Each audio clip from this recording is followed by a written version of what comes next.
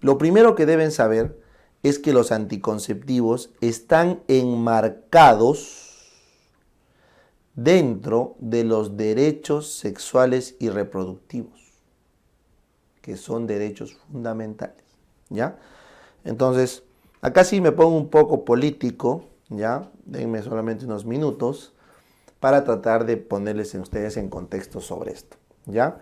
Entonces, los derechos sexuales y reproductivos se refieren básicamente al reconocimiento, recuerden que los derechos son reconocimientos sociales hacia las personas, el reconocimiento de que todos los humanos tenemos el derecho de decidir por voluntad propia, no porque nos dice papá Estado, ni porque nos dice papá Iglesia, ¿no? Tenemos la voluntad de decidir cuántos hijos vamos a tener y cuál es el intervalo de hijos o espacio entre hijos que vamos a tener. ¿Ya? Es tu derecho. Entonces, por eso siempre les digo en son de broma, cuando tú vas, sobre todo las chicas, ¿no? Vas a tu reunión y están todas las señoras ahí, tus tías, tus abuelas, tus tías abuelas. Te apareces feliz y te premian, ay hijita, médico, ya es médico, mi hijita, qué lindo, qué orgullo para la familia. Entonces, la mitad de tu almuerzo te felicitan porque eres médico. Pero luego la mitad del almuerzo viene la tía veneno y te dice, y mamita, ¿para cuándo? ¿Para cuándo el bebé? ¿No? Entonces ya la tía te tira la punza. Bueno, al menos a los que son de una generación, los mayores de 25 años puede que me entiendan. Ya los menores de 25 no. Entonces ahí siempre la tía punza y como que te queda ahí y dices, tía, es que mira que, ¿no? Y como que te palteas. Entonces ahí les digo, recuérdenle a su tía que es su derecho decidir cuándo se van a reproducir y con qué espacio y con cuántos hijos. Esa pregunta que te hace tu tía, ¿y para cuándo el hijo? Es tan igual de absurda como que alguien te pregunte, oye, ¿por qué tienes nombre? ¿No? ¿Por qué tienes nombre? O sea, ¿quién te ha dado el derecho de tener nombre? Porque tengo que llamarme algo, pues, ¿no? Igual, que te pregunten cuándo vas a tener hijos, es así de absurdo. Voy a tener hijos cuando me dé la gana, o sea, no se debería preguntar. Pero este es un tema, pues, histórico y todo, y estos derechos sexuales se han ido ganando con el paso del tiempo, ¿ya? Ahora, obviamente, este derecho sexual reproductivo va a avanzar un poco más y se llega al problema del aborto, ¿no? Porque dentro de la anticoncepción existen técnicas, por ejemplo, los anticonceptivos orales de emergencia, los dispositivos intrauterinos de alta carga, que se ha creído un tiempo que interrumpían la implantación, lo cual ya está demostrado que no, y por eso no se querían dar.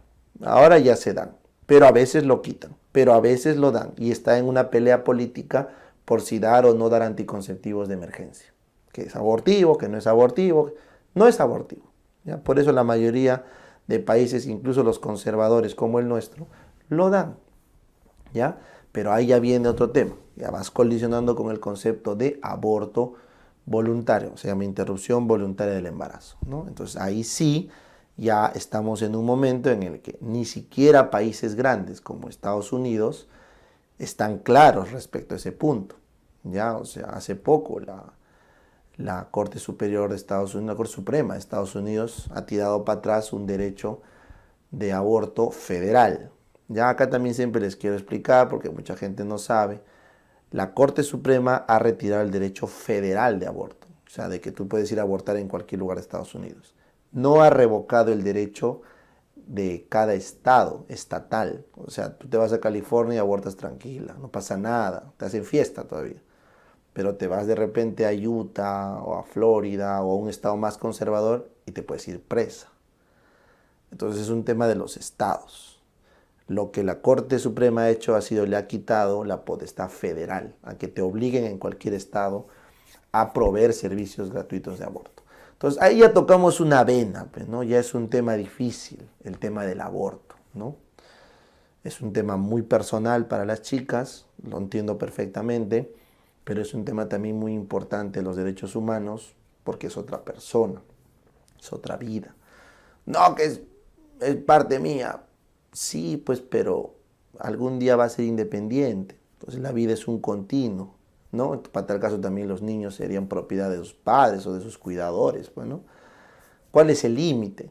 No, mi placenta, si mi placenta no vive. Sí, yo sé, pero ya hay estudios donde se puede al cigoto, han hecho estudios con embriones de rata, que los han sacado de la placenta de un mamífero, le han puesto una placenta artificial y han nacido, han vivido. O sea, si tú me dices que un humano puede vivir sin tu placenta, entonces es solamente cuestión de tiempo que la ciencia le dé una placenta alternativa para cuidar esa vida. Y entramos en un trompo, que no quiero ahorita comentarlo, les pido disculpas, 5 minutos de política, porque todavía esta es una decisión que como humanos no hemos llegado a comprender, ¿no? Así como alguna vez lo fue la esclavitud, alguna vez lo fueron los derechos de voto, alguna vez lo fueron sabe Dios qué cosas, ahora aparentemente estamos entrampados en el tema del aborto, en el tema de estos derechos reproductivos hasta ese límite. Entonces, ¿por qué me he tomado estos minutos para hablar eso? Porque debido a que los anticonceptivos están en estos derechos sexuales y reproductivos, tienen un presupuesto fuerte por parte del Ministerio de Economía y Finanzas, del MEF, que es un presupuesto por objetivos. Entonces, los estados están obligados indirectamente por los organismos supranacionales, como la OMS, a inducir a su población a tener control natal. Esa es una política supranacional que viene de la OMS para controlar el sobrecrecimiento, entre comillas, poblacional. Pero ya les he demostrado ahora que en los países donde se aplicó correctamente esto, ya está habiendo una desaparición de su población. Dícese Japón, Europa occidental. Entonces, probablemente en algún momento vamos a ver un cambio de estas políticas hacia algo más flexible. Entonces, acá tengo que también tocar otro tema político muy sensible, que son las esterilizaciones forzadas, que ocurrió lamentablemente en nuestro país hace muchos años. Entonces, lo que probablemente ocurrió, siendo objetivos en el tema, es que los estímulos gubernamentales para promover la esterilización fueron muy fuertes, de tal forma que muchos profesionales de la salud, entre médicos y no médicos, de forma no ética o hasta ilegal, produjeron o realizaron esterilizaciones. Pero no es tanto como que fue una orden. Eso también quiero que al menos les llame la atención estudiar. O sea, yo no voy a agarrar y decir, a mí me ordenó fulanito que vaya con mi tijera a cortar a todo el mundo. No, pues o sea, los médicos no son tan idiotas, ni tampoco el personal de salud es tan limitado como para meterse en problemas legales porque te ordenaron. O sea, eso también es un poco absurdo. Lo que sí ha habido son estímulos muy fuertes para que se realicen estos procedimientos. Entonces, nuevamente hemos entrado en un tema político. ¿Ya? Entonces, les digo todo esto para que ustedes le tomen importancia. Y con esto cierro. Si es que tú tienes una religión que te dice que está prohibido dar anticonceptivos porque no estás de acuerdo, porque tu religión te dice que no debe usarse estas cosas que son del diablo, entonces la norma explícitamente dice que no existe objeción de conciencia para dar anticonceptivos. O sea, si algún personal de salud tiene objeción de conciencia, debe retirarse y debe dejar que otro personal de salud recete o recomiende el anticonceptivo. O sea, nuestra norma reconoce que los anticonceptivos son un derecho, lo financia directamente por objetivos y te prohíbe a ti no darlos por objeción de conciencia. ¿Ven? Lo que nuestra norma no es, no reconoce el aborto como un derecho, no le pone plata al aborto para que se haga con fines públicos y así tuviera que hacerse un aborto con fines terapéuticos, la norma te permite excluirte del aborto por objeción de conciencia. ¿Ven la diferencia? ¿Ven la diferencia? Entonces, discutir de anticonceptivos es una discusión que ya se llegó a una conclusión hace muchos años y ahora la discusión del aborto es un tema que está en debate. Probablemente hace muchos años la discusión de anticonceptivos también estaba en un debate fuerte como lo que es ahora el aborto. Es un tema evolutivo. ¿Ya? Bacán. Entonces, con eso entendido, vamos ahora a lo que nos interesa, que es la parte netamente médica, la parte de salud. Entonces, cuando ustedes van a recetar o recomendar, porque ahí va la siguiente aclaración, ustedes o nosotros, el personal de salud, no receta anticonceptivos. Se recomienda, porque en teoría las personas son libres de elegir el método que quieran. O sea, yo mañana voy y elijo el método que me da la gana para cuidarme. Pero el personal de salud debe recomendar para no caer en efectos adversos que no deseamos o en falla de método por su ineficacia. Entonces, en el orden para recomendar un anticonceptivo, tienes que seguir la siguiente secuencia. Primero, la efectividad. O sea, tú deberías recetar anticonceptivos que son muy efectivos, ¿correcto? Si tiene menos de 2% de falla, es muy efectivo. Si tiene menos de 10% de falla, obviamente hasta un 2%, es efectivo. Y si tiene más de 10% de falla, es poco efectivo. Esa es, en resumidas cuentas, la efectividad. Entonces, la OMS recomienda que nosotros recomendemos los muy efectivos como primera opción y los efectivos como segunda opción. Es lo que deberíamos hacer, ¿ya? No se debería recomendar los poco efectivos. No se debería recomendar los poco efectivos, no. Muy bien. Ahora, cuando ustedes escuchen efectividad, ese es un término en gestión, la efectividad se refiere a lo que consigue, yo me acuerdo así, en la vida real. Efectividad con B de vida real, ¿correcto?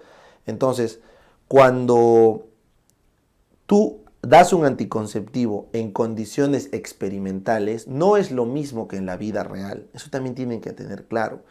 O sea, agarramos un condón, lo probamos en laboratorio, lo probamos en condiciones experimentales, bien puesto, sin ninguna lesión de la bolsa o del mismo condón, nuevo, salido de la fábrica, tiene pues una tasa de eficacia o efectividad, perdón, una tasa de eficacia X. Pero cuando agarras ese condón y lo llevas al mercado, donde se ha soleado, te lo has comprado y lo has puesto en tu billetera, está 3 años ahí botado porque no lo usas y por ahí te liga un día y agarras tu condón de tu billetera todo viejo, todo gastado, roto, abierto, sin su airecito, pues no. Ese condón pues ya no sirve igual. Para colmo, te pones el condón, estás apurado con tu flaca ahí, están escapándose, están en la disco, están en una reunión familiar que se están ocultando del tío, del papá, del novio, de la novia. Estás haciendo tu novela mexicana ahí, no se lo ponen bien, se les sale, lo ponen tarde, que para el finalcito mejor uso. O sea, en la vida real, ese condón no funciona como en el laboratorio. Por eso es que el término correcto no es eficacia, sino efectividad, ¿ya? Que en la vida real. Y esa efectividad se consigue o se calcula en todo caso con el famoso índice de Peirce. El índice de Peirce es el número de fallas, correcto, que ha habido entre el número de parejas que han utilizado el método por un año, expresado en porcentaje.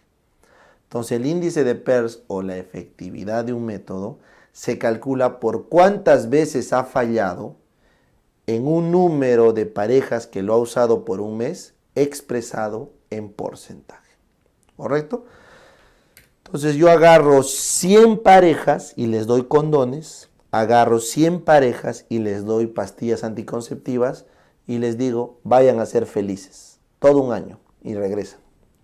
Entonces yo cuento cuántas bendiciones han aparecido en la corte de condones, cuántas bendiciones han aparecido en la corte de anticonceptivos orales y en función de eso saco mi efectividad. ¿Me entiendes? Esa es la forma como se saca. Por eso cuando hablemos de los métodos anticonceptivos, vamos a tener dos tipos de data. Vamos a tener el dato en el laboratorio de efectividad y vamos a tener el dato real en la vida real de la efectividad, ¿no? Que es el término correcto. Entonces vas a tener por un lado la eficacia del laboratorio y la efectividad en la vida real. ¿Cuál es lo que nos interesa? La efectividad en la vida real. ¿Ya? Muy bien. Entonces supongamos que tú ya has elegido el método más efectivo. Este es el más efectivo para tu paciente. Entonces, el siguiente concepto son los efectos adversos. Entonces ustedes deben saber que la mujer, por sobre todo, debería estar bien con su método anticonceptivo. O sea, tú no le puedes dar un método anticonceptivo que le genere daño, ¿correcto? Tanto al hombre como a la mujer, ¿no? Pero vamos a hablar de mujer porque hay más métodos para mujeres. Bien, entonces ahí también tengo que hacer otro acápite. O sea, hay más investigación de métodos anticonceptivos en mujeres, no porque la ciencia es machista y el patriarcado está oprimiendo a la humanidad y bla, bla, bla, y todo ese delirio progre. No, lo que pasa es que es más fácil controlar el eje hormonal femenino por el circuito que tiene. Es una sola ovulación al mes con un sistema claro de hormonal, mientras que en el varón tienes cada 90 días oleadas de espermatozoides, de millones de ellos, ¿correcto? Que es más difícil manejar. 2. La gestación es en la mujer, no es en el varón. Entonces, si tú quieres controlar el proceso de gestación, es más fácil ir donde se va a producir, que en el caso del varón, lo que se va a generar. ¿Me entienden? Entonces, por esas razones científicas y obvias, es que hay mucha más tecnología médica para controlar la fecundación por parte de las mujeres. ¿Ya? Bueno, entonces vamos a hablar de mujeres. Entonces, tenemos que darle un método anticonceptivo que no le haga daño, que no le haga daño. Y eso es muy importante. ¿Por qué? Porque si a una mujer tú le vas a dar métodos anticonceptivos hormonales, ya le vas a hacer daño, porque le estás dando hormonas. Si le vas a poner un dispositivo intrauterino, ya le vas a hacer daño, porque le estás poniendo un objeto externo. Entonces, inevitablemente, los mejores anticonceptivos que tenemos van a traer efectos adversos, que tú tienes que saber manejarlo, ¿ya? Entonces, la gran mayoría de chicas, cuando les preguntas por qué no se cuidan, te dicen, ay, no, es que me cae mal. Ay, no, es que me hace daño. Ay, es que no quiero quedarme así. Entonces, justamente, la misión del personal de salud es bloquear esta barrera y evitar los efectos adversos para que las mujeres no lleguen a esa conclusión. ¿Y por qué crees que tanta mujer no quiere usar método anticonceptivo? Porque nadie le recomienda, porque van por su cuenta, compran lo que encuentran en la farmacia o les pone un personal, su té, lo que fuera, y no les explica los efectos adversos y al final se desmotivan de continuar. Y le cuentan a su amiga, y a su otra amiga, y a su otra amiga, y al final nadie quiere usar. ¿Ya? Bien. Doc, supongamos que ya no hay efectos adversos, me aseguré que no le caiga mal, le escogí el mejor método, ¿qué sigue? Bueno, pues lo siguiente es los beneficios. O sea, cuando una persona va a recibir un anticonceptivo, lo ideal sería que ese anticonceptivo le haga inclusive bien a otros problemas que tiene. Y justamente ahí es donde entran los hormonales. Las hormonas, así como hacen daño, entre comillas, también pueden hacer un bien, entre comillas. Así que tú tienes que saber identificar los beneficios que le va a traer cierto método a esa pareja, a esa mujer. Y en función de esos beneficios lo debes recomendar. ¿Correcto? Ya. Bien. Doctor, ya encontré los beneficios, ya es lo mejor, lo que le conviene y le va a hacer bien. Entonces, ¿qué es lo que sigue? Riesgo fetal. Hay que ponerse a pensar en qué falla. ¿Qué falla? ¿Qué pasa si falla el método? Porque puede fallar, ¿no? Entonces, si falla el método, vas a salir embarazada. ¿Ese método va a hacerle daño a tu feto? va a hacerle daño a tu hijo, entonces hay que evaluar el riesgo fetal. Por ejemplo, un DIU te puede causar aborto. El estrógeno es teratogénico. Entonces hay que saber eso. Hay que saber cuál es el riesgo fetal que acarrea el uso de tu anticonceptivo. Y finalmente, si es que ya te libraste del tema y ya sabes que no hay riesgo fetal alguno, lo que sigue es la elegibilidad. ¿Qué quiere decir la elegibilidad? Es lo que a la mujer le conviene. Le conviene desde un punto de vista práctico, desde un punto de vista económico, etc. Si bien es cierto los anticonceptivos son gratuitos, no siempre están disponibles. Y hay una infinidad de productos en el mercado que no están en el petitorio nacional. Entonces, así sean gratuitos, porque están pagados con los impuestos de todos, no siempre están disponibles. Entonces depende mucho de la elegibilidad que tenga la paciente, lo que quiera usar para el medio en el que está, para los recursos que tiene. ¿Ya? Entonces esa es la pirámide invertida que yo siempre les pido que se lo metan a la cabeza para que entiendan cómo se diagnostica, cómo se recomienda un método anticonceptivo. Y en forma resumida, la OMS nos dice que el personal de salud deberíamos recomendar los anticonceptivos de categoría 1 y 2. ¿Qué significa? Categoría 1 significa que es un anticonceptivo que siempre se puede usar. No hay absolutamente ninguna contraindicación para la paciente y se puede usar. Categoría 2 es aquel que se puede usar, ¿correcto? No siempre, ¿ya? O sea, puede haber algún momento en el que se tenga que reevaluar su uso, pero igual debe darse. Nosotros no deberíamos recomendar el tipo 3 y el tipo 4. El tipo 3 es un anticonceptivo que se puede dar solamente si no habría otras opciones disponibles. Es como que ya, pues, ¿qué me queda? Y el tipo 4 es algo que no se debería usar en ningún momento. No se debería usar en ningún momento.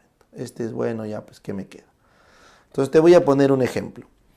Si la persona no es alérgica al látex, entonces el condón corresponde a una categoría 1. Úsese siempre, sin miedo.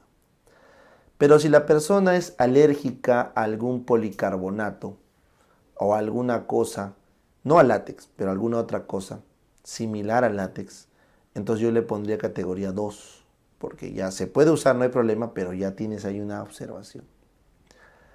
Si la persona quiere un método seguro, no le voy a dar condón, le voy a dar pastillas. Pero si no tengo pastillas para darle, me queda darle condón. Entonces ahí el condón pasaría a ser una categoría 3, porque no tengo otra opción. Debería darle pastillas, pero le estoy dando condón porque no tengo opción. Y finalmente, si la persona es alérgica al látex, el condón pasaría a ser 4. Entonces, si te das cuenta, la recomendación del condón ha cambiado según el paciente. Otra vez, soy una paciente, soy una pareja, que tenemos relaciones, y supongamos, vamos a poner para que sea más claro, es una relación abierta, promiscua, no es una pareja estable. Entonces hay que cuidar de ITS. El condón pasaría a ser categoría 1, porque es para cuidar las ITS, ¿no es cierto? En ese caso, se usa siempre que no sea alérgico al látex. Pasaría a ser categoría 2 si es que tuviera algún pequeño riesgo de que en algún momento pueda ser alergia. Pasaría a categoría 3 si es que la paciente lo que busca es seguridad, y eso lo dan las hormonas, pero no tengo hormonas en mi posta porque no llegó y solo me queda darle condón. Y si fuera alérgica al látex, sería 4. Entonces, así, para cada anticonceptivo tenemos categorías. Por ejemplo, una mujer joven sin riesgo cardiovascular, anticonceptivos orales, 1. Una mujer joven con un riesgo cardiovascular, 2. Una mujer joven con más de 2 riesgos cardiovasculares o mayor a 35 años con un factor de riesgo, 3. Una mujer con infarto de miocardio, 4 para anticonceptivos orales. ¿Ven? O sea, cada tipo de mujer, según sus comorbilidades, genera un tipo de categoría para lo que le vas a dar. ¿Ya? Por eso es complejo. Porque cada anticonceptivo tiene categorías del 1 al 4 en función de cada tipo de perfil de paciente. Entonces, ¿cómo les voy a explicar pues cada uno. Voy a hacer el camino inverso. Lo que voy a hacer es, les voy a explicar qué cosa causa cada fármaco, o sea, cada anticonceptivo, y por ende en quienes no podrías usarlo o podrías usarlo con cautela. ¿Ya? Entonces, eso es en lo que consiste nuestro desarrollo de la clase.